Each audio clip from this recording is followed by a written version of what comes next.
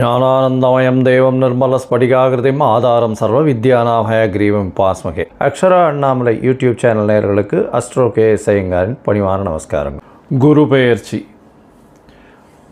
வருட கிரகமான குரு ஒரு ராசியிலிருந்து அடுத்த ராசிக்கு செல்வதற்கு ஒரு வருடம் சுமாராக ஆறுது. அதாவது 13 மாதங்கள் ஆகும். இந்த வருஷம் பார்த்தாலேயானால் குரு பகவான் மிதுன ராசியிலிருந்து கடக ராசிக்கு போகிறார். என்றைக்கு போகிறார்? 26/5/2026 20/10/2026 வரலாம். கிட்டத்தட்ட 5 மாதம்தான் இந்த வருஷம் இருக்க போகிறார் இந்த கடக ராசியில். குரு பகவான் என்று சொன்னாலே அவர் அதீத சுபர். அவர் பார்த்த இடம் மிகப்பெரிய ஏற்றத்தை கொடுக்கும், இருக்கிற இடமும் மிகப்பெரிய ஏற்றத்தை கொடுக்கும். குரு பகவான் பார்த்தாலும் சரி இருந்தாலும் சரி அந்த இடம் மிகப்பெரிய வளமை பெறும், ஏற்றம் பெறும். அதனால் குரு பகவான் லக்னத்திலே இருந்தார்னா திக்பலம்னு சொல்லக்கூடியது. அதனால் எந்த லக்னமாக இருந்தாலும் குரு பகவான் லக்னத்தில் இருப்பாரேயானால் அவர் நேர்மையானவராக இருக்கக்கூடிய வாய்ப்புகள் மிகவும் அதிகம். சரி, குரு பகவானை பொறுத்தவரையிலும் வேறு என்ன செய்யலாம், வேறு என்னென்னலாம் பார்க்கலாம் அப்படின்னு பார்த்தோம்னா, குருவினுடைய காரகத்துவம் என்ன அப்படின்னு பார்க்கும்பொழுது, குருவினுடைய காரகத்துவம் புத்திர காரகன்னு சொல்லக்கூடியவர். புத்திர காரகன்னா குழந்தை பிராப்திக்கு குருவினுடைய பார்வை மிகவும் அவசியம்.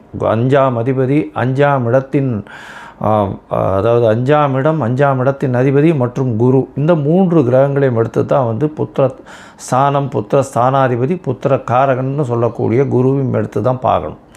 அதாவது குழந்தைகள் இல்லாமல் ரொம்ப நாள் குழந்தை இல்லாமல் இருப்பவர்களுக்கு இந்த 3 விஷயங்களையும் எடுத்து பார்த்து அவளுடைய தசா கோச்சாரம் எப்படி இருக்குது அப்படின்றதையும் பார்க்கணும். சரி, புத்திரக்காரகன் தவிர வேறு என்ன அப்படின்னா தனக்காரகன்னு சொல்லக்கூடியவர். அதாவது பணம் வரணும் அப்படின்னா, நிறைய பணம் சேமித்து வச்சுருக்கணும் அப்படின்னா குரு பகவான் அவருடைய கடாட்சம் இருக்கணும். எந்த ஒரு விஷயத்திலும் பார்த்தாலேயானால் பணம் அதிகமாக சேர்க்கணும் அப்படின்னா குரு இருக்கணும். செலவு பண்ணணும், சந்தோஷமாக இருக்கணும், அனுபவிக்கணும்னா சுக்கிரன் நல்லபடியாக இருக்கணும். அப்படி இருந்தால் தான் உங்களுக்கு அந்த பணத்தை அதீதமாக செலவு பண்ணுவோம். அதனால தான் பார்த்தேன்னா ஒருத்தர் பணத்தை நிறைய சேர்ப்பார், அவருடைய அடுத்த ஜென்ரேஷனில் பணத்தை அதிகமாக செலவு பண்ணுவார். ஏன்னா அவருக்கு குரு ரொம்ப ஸ்ட்ராங்காக இருக்கும், இவருக்கு சுக்கிரன் ஸ்ட்ராங்காக இருக்கும். அதனால் எல்லா விதமான உலக இயல் வாழ்க்கைகளில் இருக்கக்கூடிய எல்லா விதமான இன்பங்களையும் அவர் சந்தோஷமாக ஏற்று பண்ணுவார். அதாவது சுக்கிரன் அதிகமாக ரொம்ப ஸ்ட்ராங்காக இருந்தாலும். சரி, குரு பகவான் நேர்மையானவராக இருக்கக்கூடிய வாய்ப்புகள் அதிகமாக இருக்கும். ஏன்னா கற்பது, கற்றுக் கொடுப்பது, கற்பிப்பது இதுதான் அவருடைய தொழிலே. அதை தவிர பார்த்தாலேனா எல்லாருக்கும் சொல்லிக் கொடுக்குறது. அதனால் சொல்லிக் கொடுக்குறதுன்னா இப்போ என்ன சொல்கிறதுனா நாலேஜ் ட்ரான்ஸ்ஃபர்னு சொல்லுவோம், கேடி அப்படின்னு சொல்லக்கூடியது. அதே மாதிரி ஹெச்ஆர் அப்படின்னு சொல்லக்கூடியது, அட்மினிஸ்ட்ரேட்டிவ் இன்சார்ஜ், இந்த மாதிரியான விஷயங்களை சொல்லக்கூடியவர். அதே மாதிரி தங்கம் அப்படின்னு சொன்னோம்னாலே குருவுக்கு உண்டான ஒரு மெட்டல்னு சொல்லக்கூடியது தங்க ஆபரணங்கள். அதாவது எப்படி சொல்லணும்னா, தங்கத்தை ஆபரணங்களாக பண்ணி ரொம்ப நகாசு வேலைகள்லாம் பார்த்தா அதில் சுக்கிரன் இருக்கும். ஆனால் அது பொதுவான தங்கம் அப்படின்னு அந்த மஞ்சள் நிறத்தோடு இருக்கக்கூடிய ஒரு தங்கம் அப்படின்னு வச்சேன்னா அந்த தங்கத்தினுடைய வெயிட்டு, தங்கத்தினுடைய இதுவை பார்த்தாலேனால் குருவினுடைய ஆற்றல் இருக்கும்.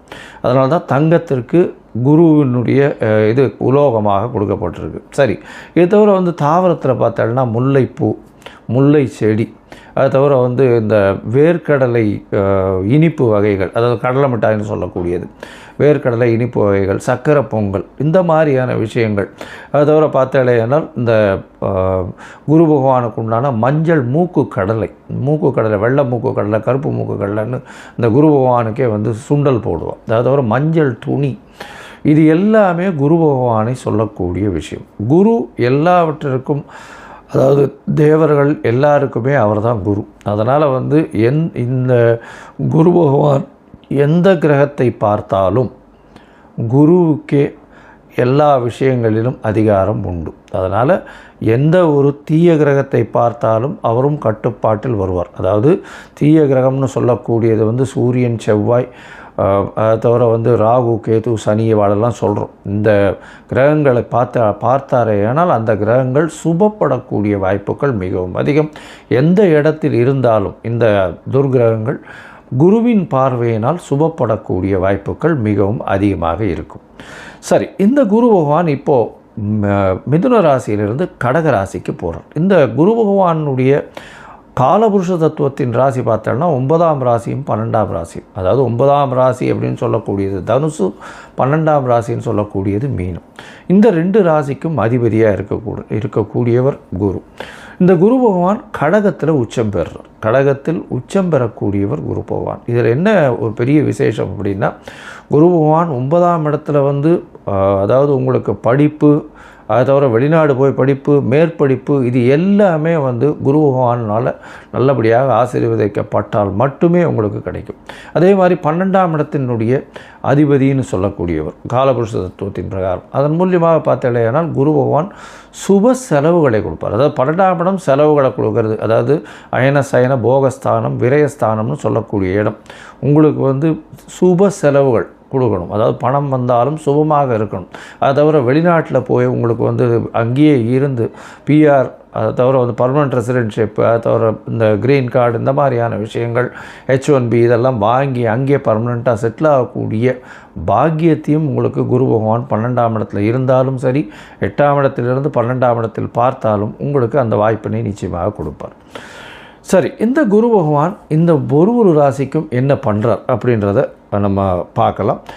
அதற்கு முன்னாடி இந்த குரு பகவானை பொறுத்தவரையிலும் இன்னொரு பெரிய விசேஷமான விஷயம் என்ன அப்படின்னா, குரு பார்க்க கோடி நன்மைன்னு சொல்லுவோம். குரு பகவானுடைய பார்வைன்னு சொல்லக்கூடியது எந்த ராசியில் இருக்காரோ அந்த இடத்திலிருந்து 5ஆம் இடத்தையும் 7ஆம் இடத்தையும் 9ஆம் இடத்தையும் பார்க்குறார்.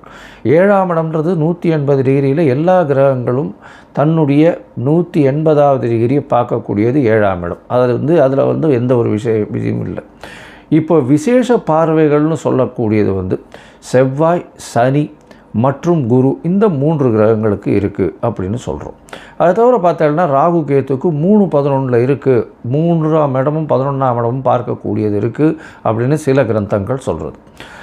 இப்போது குருவினுடைய பார்வை 5-9, அதாவது அதிகமாக, அதாவது விசேஷ பார்வைகளாக இருக்கும். 5ஆம் இடம்னு சொல்லக்கூடியது விருச்சிகத்திலையும், 9ஆம் இடம் அப்படின்னு சொல்லக்கூடியது மீனத்திலையும் விழுறது. இதை தவிர மகரத்தையும் அவர் பார்க்குறார். ஏன்னா 7ஆம் இடமான கடகத்திற்கு 7ஆம் இடம்னு சொல்லக்கூடியது மகரம். இந்த மகரத்திலையும் அவர் அவரை பார்க்குறார். இதன் மூலியமாக என்ன ஆகும்? குரு பார்க்க கோடி நன்மை, அந்த இடம் எல்லாமே வளம் பெறும், சுபம் பெறும். அதை தவிர பார்த்தேனால் குரு பார்க்கறதுனால திருமண பாக்கியங்கள் ஏற்படும். அதாவது குரு பலம் வந்ததா அப்படின்னு சொல்லக்கூடியது. குரு பலம் வந்தது அப்படின்னு சொல்கிறது என்னென்னா, குருவினுடைய பார்வை 2, 4, 7, 8, 12 இந்த மாதிரியான விஷயங்களில் வந்ததே. ஆனால் குருவினுடைய பார்வை பட்டாலே, அதாவது அது நிச்சயமாக அவர்களுக்கு திருமண பாக்கியம் ஏற்படக்கூடிய வாய்ப்புகள் மிகவும் அதிகம்.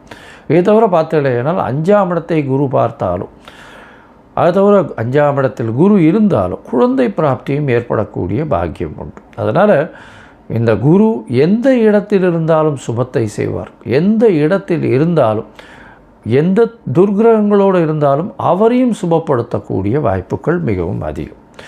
இந்த குரு சிம்மத்தை பார்த்து, அதாவது பொதுவாகவே பார்த்தோம்னா சிம்மத்தை பார்த்து, சிம்மாதிபதியும் பார்த்து, அந்த மாதிரியான பொசிஷன்லாம் வந்ததுன்னா குரு பகவானை பொறுத்தவரையிலும் அரசாங்கம், அரசு தொழிலில் பெரிய ஏற்றத்தை கொடுக்கக்கூடியவராக இருப்பார். அதனால் குரு பகவான் மிகப்பெரிய ஏற்றத்தை கொடுக்கக்கூடிய காலகட்டமாக அமையும். சரி, இந்த குரு பகவானை பொறுத்தவரையிலும் எளிய பரிகாரங்கள் அப்படின்னு சொல்லக்கூடியது என்ன அப்படின்னு பார்த்தோம்னா, குருவினுடைய காயத்ரி. குருவினுடைய காயத்ரி என்ன அப்படின்னு பார்த்தோம்னா, ஓம் ரிஷபத்வஜாய வித்மஹே கிருணி ஹஸ்தாய தீமஹி தன்னோ குரு பிரச்சோதயாத்து அப்படின்ற இந்த குரு காயத்ரி மந்திரமும், இல்லை குரு பிரம்மா குரு விஷ்ணு குரு தேவோ மகேஸ்வரா குரு சாக்ஷாத் பரபிரம்மா தஸ்ய குரவே நமஹா அப்படின்ற இந்த குருவினுடைய எளிய இந்த காயத்ரி மந்திரத்தையும் ஒரு நாளைக்கு 3 தரம் சொல்லிட்டு வர்றதன் மூலியமாக எந்த விதமான பிரச்சனைகளும், குருவினால் வரக்கூடிய பிரச்சனைகள் நிச்சயமாக அகலும்.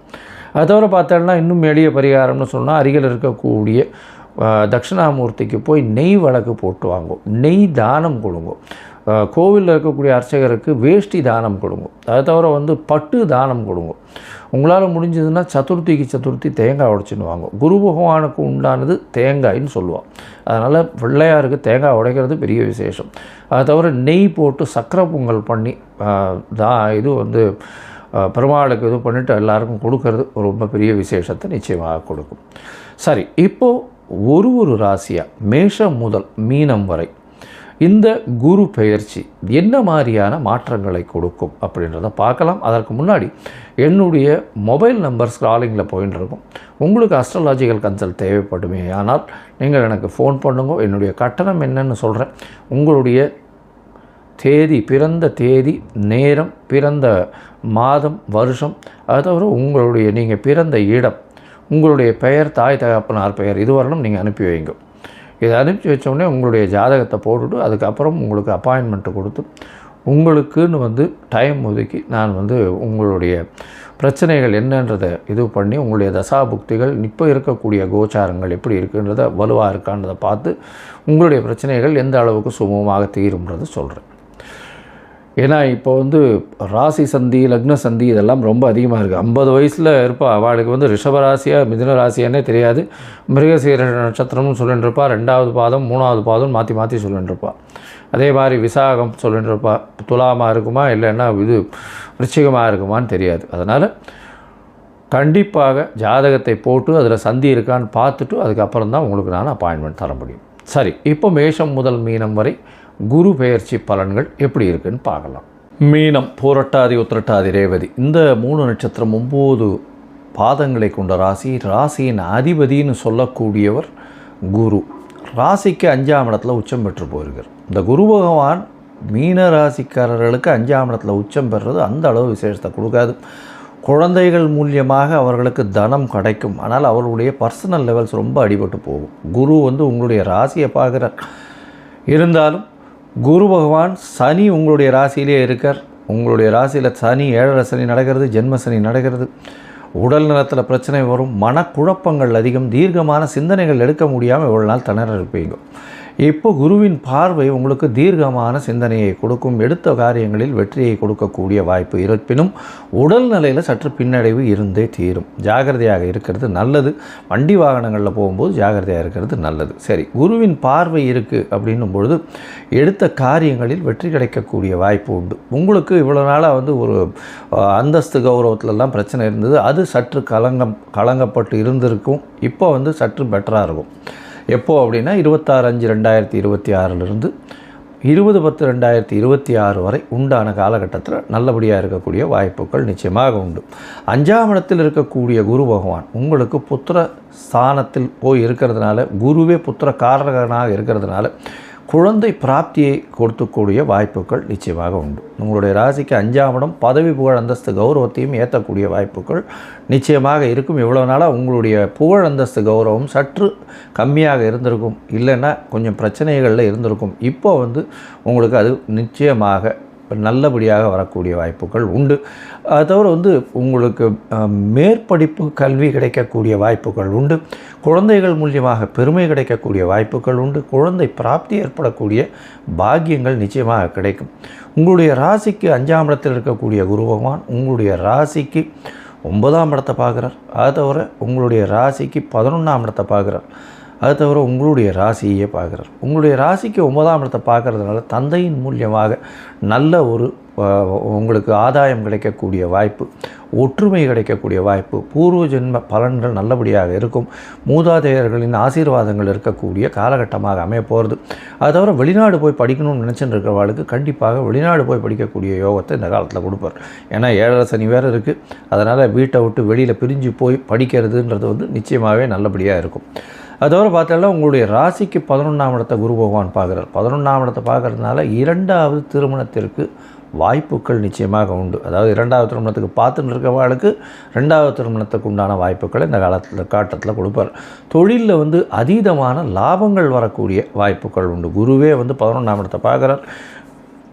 அதாவது தனக்காரகனே இது லாபஸ்தானத்தை பார்க்கறதுனால கண்டிப்பாக பெரிய ஏற்றம் கிடைக்கக்கூடிய வாய்ப்புகள் நிச்சயமாக உண்டு. மூத்த சகோதர சகோதரிகளோட மூலியமாக நல்ல ஒரு ஆதாயம் கிடைக்கக்கூடிய வாய்ப்புகள் இந்த காலகட்டத்தில் நிச்சயமாக அமையும். சரி, மொத்தத்தில் பார்க்கும்போது இந்த மீன ராசிக்காரர்களுக்கு நல்ல ஒரு ஏற்றமான காலம் இருந்தாலும் உடல் நிலையில் பின்னடைவு இருக்கத்தான் செய்யும். சனி பகவான் ஜென்ம சனியில் இருக்கிறதுனால மனக்குழப்பங்கள் சற்று அகலக்கூடிய வாய்ப்புகள் நிச்சயமாக உண்டு. குழந்தை பிராப்தி ஏற்படக்கூடிய பாக்கியம் உண்டு. உங்களுக்கு புதிய பதவி புகழ் அந்தஸ்து கௌரவம் வரக்கூடிய வாய்ப்பு, ஏற்கனவே பட்ட அடியிலேருந்து கொஞ்சம் வெளியில் வரக்கூடிய வாய்ப்புகள் இந்த காலகட்டத்தில் அமையும். உங்களுடைய ராசிக்கு பார்த்தலையானால் மூதாதையர்களின் ஆசீர்வாதங்கள் நல்லபடியாக இருக்கும். வெளிநாடு போய் படிக்கக்கூடிய பாக்கியம் இந்த காலகட்டத்தில் நிச்சயமாக அமையும். அது தவிர பார்த்தலையானால் இரண்டாவது திருமணம், அதாவது தனியாக விடப்பட்ட ஆணோ பெண்ணோ இரண்டாவது திருமணத்திற்கு பார்த்து கொண்டிருந்தார்களேயானால் அவர்களுக்கு இரண்டாவது திருமணம் நிச்சயமாக இப்போ கைகூடக்கூடிய வாய்ப்புகள் இந்த காலகட்டத்தில் இருக்கும். மூத்த சகோதரிகள் மூலியமாக ஆதாயம் வரும். அவர்களால் நிச்சயமாக நல்ல ஒரு ஆதாயம் கிடைக்கக்கூடிய காலகட்டமாக இந்த காலகட்டம் அமைய போகிறது. உங்களுடைய ராசிக்கு செய்யக்கூடிய தொழிலில் அதீதமான லாபங்கள் வரக்கூடிய வாய்ப்புகள் இந்த காலகட்டத்தில் உண்டு. அதாவது எடுத்த காரியங்கள் எல்லாமே வெற்றிகரமாக இருக்கக்கூடிய வாய்ப்புகள், நினைத்ததை அடையக்கூடிய வாய்ப்புகள் நிச்சயமாக உண்டு. இருந்தாலும் உடல் நலத்தில் பின்னடைவு நிச்சயமாக இருக்கும்.